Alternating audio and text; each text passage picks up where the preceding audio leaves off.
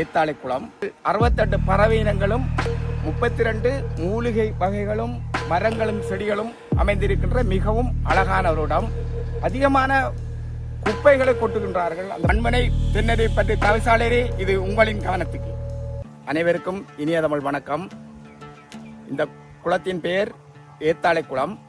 இது மட்டக்களப்பிலிருந்து தெற்காக 18 கிலோமீட்டரில் அமைந்திருக்கின்றது. இந்த குளம் மண்முனை தென்னருவில் பற்றி பிரதேச சபைக்கு உட்பட்ட குருக்கள் மடத்திலே அமைந்திருக்கின்றது. இது மிகவும் அழகான குளம். இது இந்தியாவிலே தமிழ்நாட்டில் இருக்கின்ற வேடந்தாங்கல் போன்று பறவை இனங்கள் 68 பறவை இனங்களும் 32 மூலிகை வகைகளும் மரங்களும் செடிகளும் அமைந்திருக்கின்ற மிகவும் அழகான ஒரு இடம்.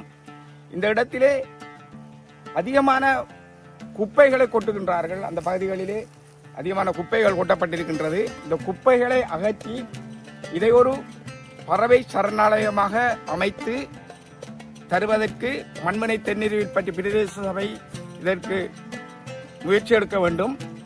அத்தோடு இந்த குளத்தை சுற்றி வர உள்ள கண்டல் தாவரங்கள் அழிவடையாமல் துப்புரவு பண்ணி மக்கள் பொழுதுபோக்குக்காக இருந்து சாப்பிட்டு குழந்தைகள் விளையாடி செல்லக்கூடிய அளவுக்கு இருக்கைகளை அமைக்க வேண்டும். இந்த குளத்துக்கு அதிகமாக வெளிநாடுகளில் இருந்து, குறிப்பாக ஆஸ்திரேலியாவிலிருந்து முட்டையிட்டு குஞ்சு பறித்து இனப்பெருக்கம் செய்வதற்காகத்தான் ஆஸ்திரேலியாவிலிருந்து நிறைய பறவைகள் வருகின்றது. அந்த பறவைகள் ஆஸ்திரேலியாவிலே ஏற்பட்ட காட்டுத்தீயின் பின்னர் ஆஸ்திரேலியாவுக்கு செல்வது மிக குறைவு, இங்கேயே தங்கிவிட்டது.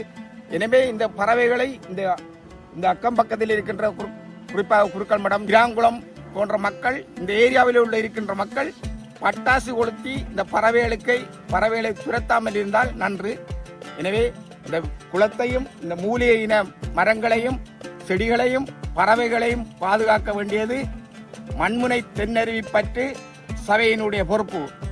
எனவே மண்முனை தென்னருவி பற்றி தவிசாளரே இது உங்களின் கவனத்துக்கு.